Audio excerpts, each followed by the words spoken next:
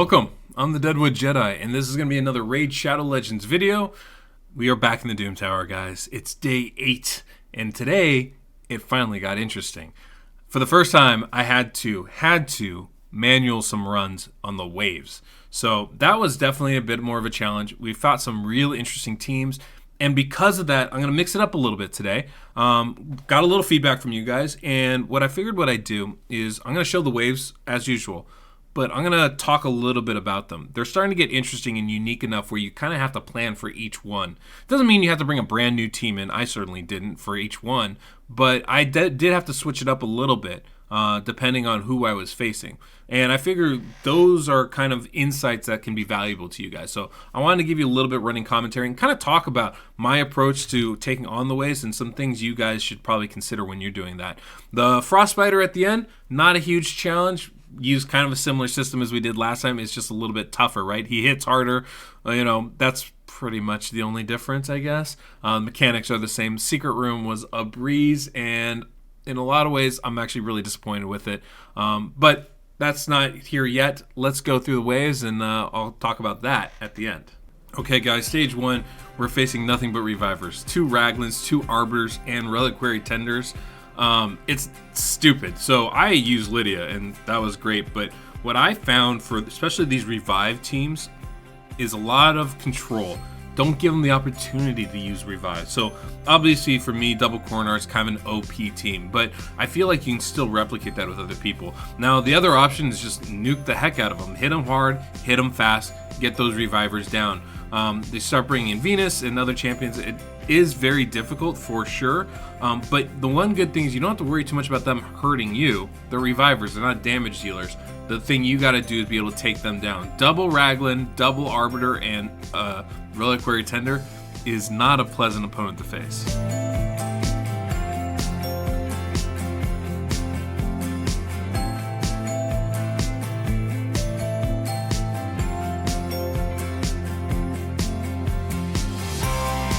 Now the next group was 3 Krisks and 2 Myrmidons.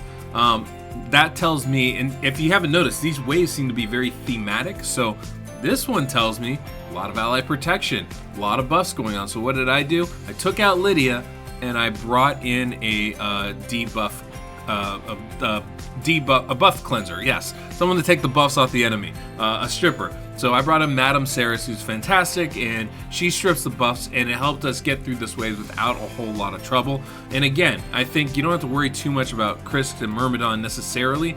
If you can get a little control and prevent their provokes, that's really the scary part. And what you can do then is stripping those buffs away makes it able to actually knock them down. So definitely don't need Double Coronar to make this work. You don't need Sify to make this work. But at this level, we are talking about those crazy tough champions. However, keep this in mind, guys. The lessons we're talking about in here apply to all the levels because they seemed very thematic, even up to this point, where you have Revivers grouped together. You have buffers, ally protection champions all grouped together, defensive champions all grouped together, debuffers all grouped together. They're kind of thematic the way they put these floors together, which I think is kind of cool. It gives us a challenge as far as trying to advance, but that means you want to have strategies for those types of teams. So when you're facing buff champions, ally protection teams, one of the best things you can do is bring in someone that can strip those buffs away, someone that can cleanse them, or if they're the ones that are debuffing you, bring in a cleanser, which I do in order to make it work. Those are the things. Figure out what style of wave it is, and then you can adjust for it after that. So this next wave was going to be 2 Umbral Enchantresses and 2 Harvest Jacks. That's not a fun one. I mean, the provokes from Umbral Enchantress are crazy good because they're 2-turn provokes. That's a long time to have a provoke up. And then, of course, Harvest Jack is putting that true fear. So I brought in Doom Priest as a precautionary measure to make sure that those debuffs didn't land on us. And it took a while. I don't know that I would recommend that. I think that you're better off in the future actually bringing someone that can either do damage or can do the debuffs for you and help your waves go faster. But you can see it takes me almost 3 minutes just to get through the first wave alone. That's a long time for one wave. and then you have to go through 2 more, and it only gets harder as you go through. So Doom Priest was a good emergency choice. If we got provoked, I knew she would cleanse it. If we got True Feared, I knew she could cleanse that, which is great. But being able to block the debuffs is probably more important. That's where Sify came in, Coronars come in, and they made pretty good work out of this.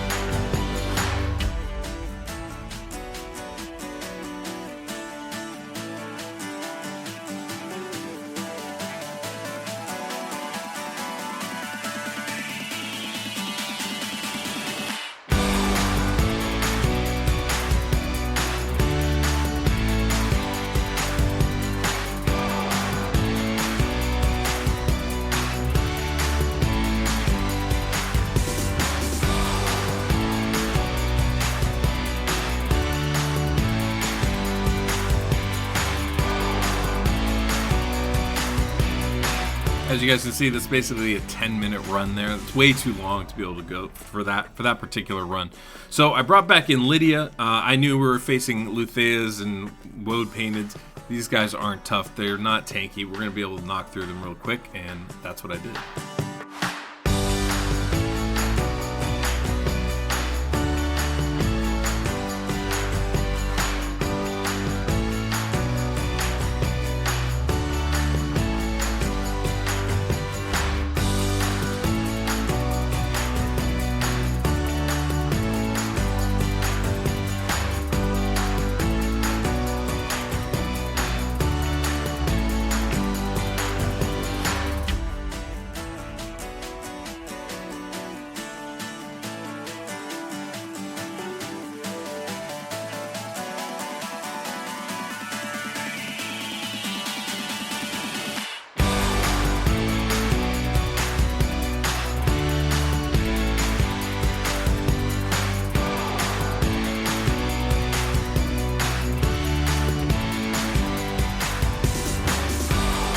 This is not another one that's not horribly hard.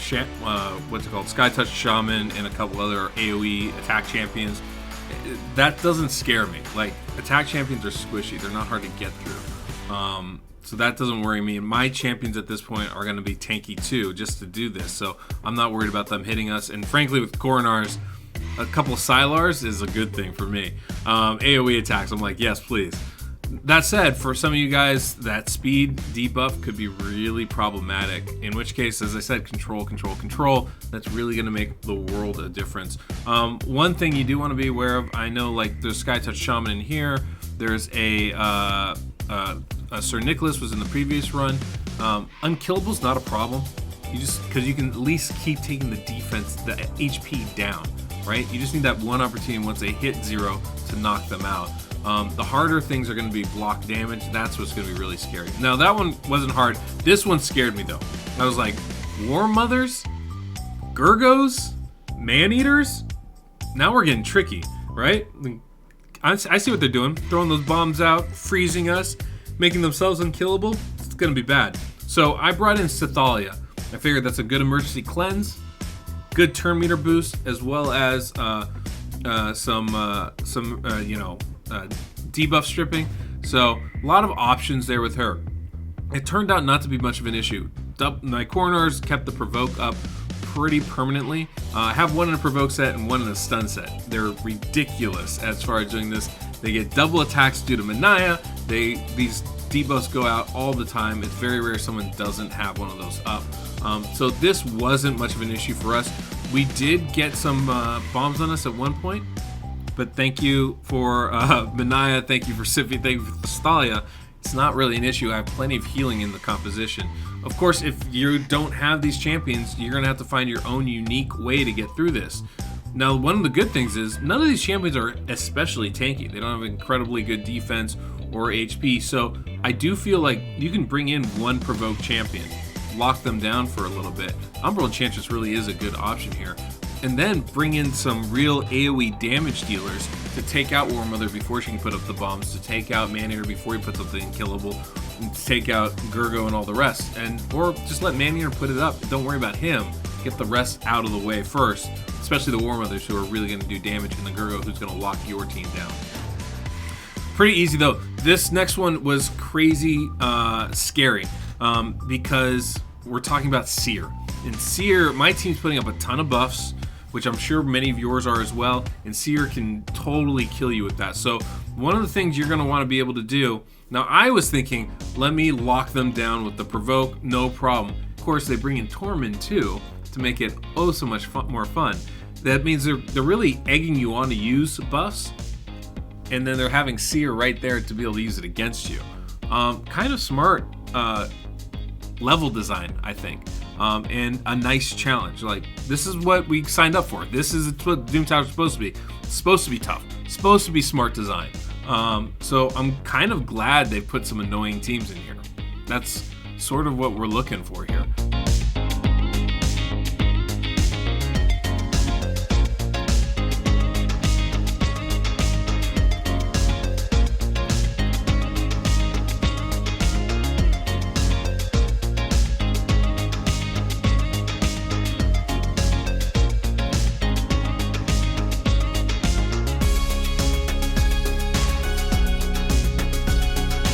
You can see right there, we had an error. It's because I had Lydia in the team, and Lydia, like I said in the beginning, has a bug, does break it out. So I just brought in, I can't remember who it is. I brought in Elder Scarred instead, and he was doing pretty good work for that team. It takes us a while, but we do get through it, and yeah, we advance to the next level.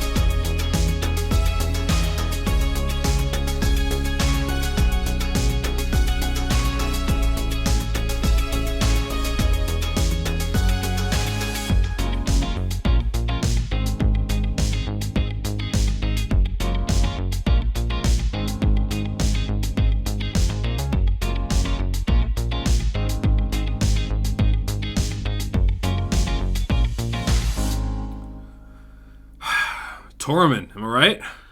So annoying trying to get through this. I mean, look, it's an annoying mechanic, but it's annoying in the arena too. It's whatever. It's there. It's a part of the game. I'm okay with it. It's just frustrating to get through. Makes those runs very, very slow. That said, the next one, Venus, Rays, Tormund. The great thing when you're talking about Rays and Venus is they're squishy. I'm not too concerned about them. Ray is the one that scares me more because she puts out that freeze and can strip our buffs. So that's the one we really want to get control over. Provoke's going to work great on them. Not an issue. Just have to deal with the annoying Tormund factor again.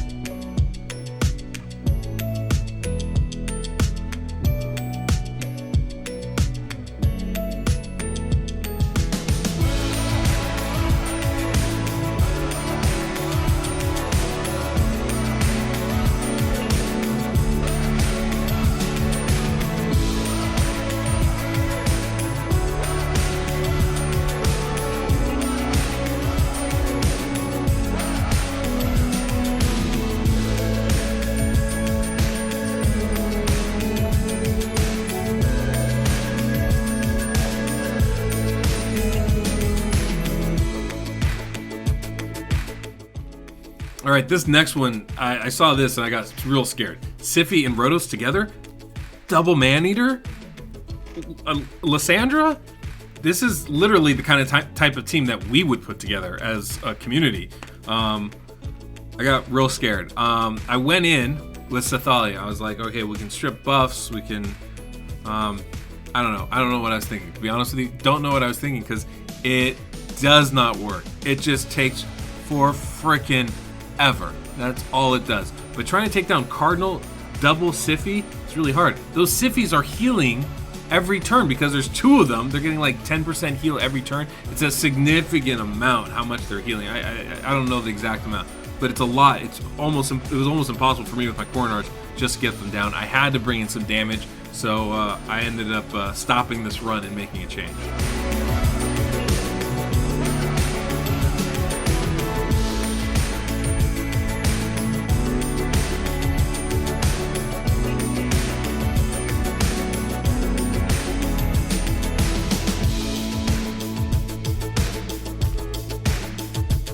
So I brought in Trunda. She's my hardest hitter that I have on my team. Ethos would have been a solid choice as well. Maybe a better choice. It's weird. Sometimes Ethos seems to hit harder. Another champion I probably should have gone with instead is Candrafon because he puts up an increased attack buff on himself, and that would have made a big difference, I think. Oh, that's right, guys. I did this run with double corners and was failing, so I flopped it out. I did bring in Ethos. I brought in Madame Ceres and I brought in Angar. Can't believe I forgot this. I went with a single provoker. I had to change it up because I just wasn't getting enough damage with the corners. We had control all day, but it doesn't matter if I can't take them down. So we switched it up. I went with a more, I suppose you'd call traditional nuking style team. Still had good control with Corner. Siphi has that sleep as well, which is helpful. And with that, we were able to burn these guys down. Not too shabbily. Pretty decent time. But my focus was on Siphi first, so they would stop healing as much. Get both Siphis down, then get Cardinal down, and then I can worry about the rest. But the other champions in these waves don't hit hard. The challenge is at the end when they have a Rotos, but it's not as crazy because they either don't have Cardinal or they only have one Siphi, something like that. So in the beginning, just focus on the revivers, get them out of the way, and it's gonna make everything a lot easier.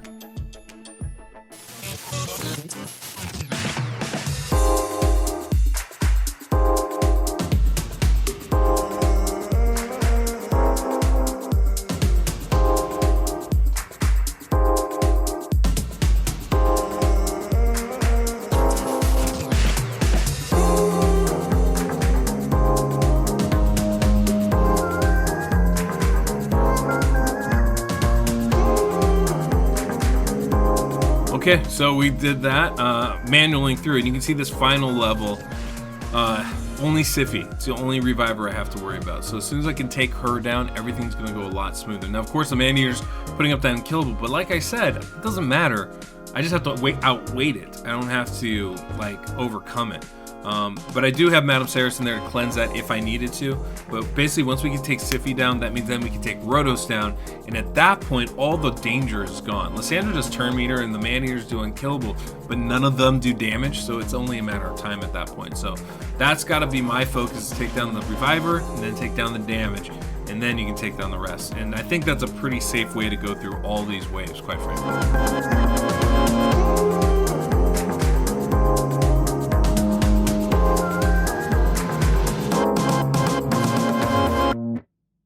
All right, 10-minute manual run, but we got to the Frostbiter. Done.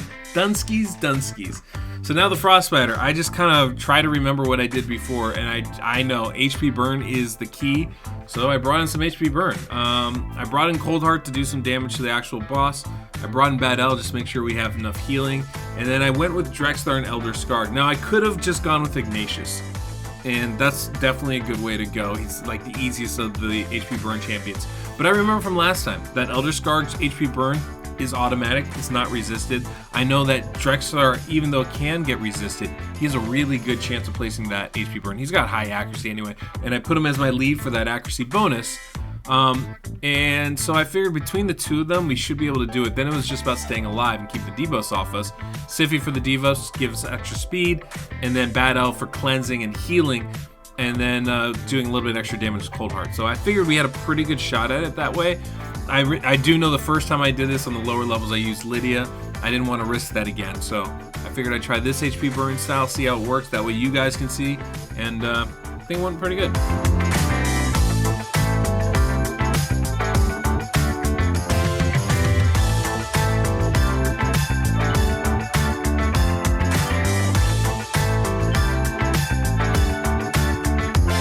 One of the interesting things, you can see the spiderlings, their health is kind of just gradually going down. I found that to be really useful. Now, they don't attack you, but they do things that are real annoying, like put decreased defense on yourself and cleanse the mother. So it is important to take them down, but I didn't find like I had to focus on them. I found that as long as I keep the HP burn up, I can focus on the main Spider Queen, and everything else will work out. And there you go. Nice and finished, not too shabby. Both Drexar and Elder Skarg are excellent at what they do. And then the secret room, it's high elves only. I'm like who crafted this? Who said this is where this should go? It doesn't make any sense to me, guys. I'll be honest with you, it doesn't make any sense to me. I mean, we had epic lizardmen for a floor. We had rare attack champions for a floor. Now we just have high elves? This is literally a faction war stage. It didn't even take any time. It's already over. It's already over. Just put a button on it. So that's going to be today's video. Real quick before I go, I just want to ask, subscribe, like the video, hit that notification bell. That stuff does make a huge difference, and it does tell me if you guys are enjoying this content. So if you are, please, please, please hit that like button. And on top of that, I want to keep you abreast of a couple things. I am on Twitch all week. We're doing account takeovers.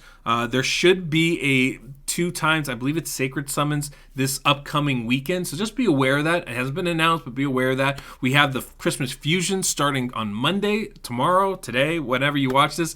So be aware of that as well. I'm not sure how many people are going to be going for it. I haven't looked at the champions too closely to say yay or nay. But what I can tell you is we're finding that the champions they bring out are more useful than we think they are at first. So I'll just keep that in mind. Until we see the multipliers, we never really know how strong a champion is. And I feel like this one might have some unique places in the game. It is going to be one of those big fusions, so with all new champions. So just be aware of that. Look for those rares those epics that you go, that's somebody I can use, even if you don't want to get that legendary champion.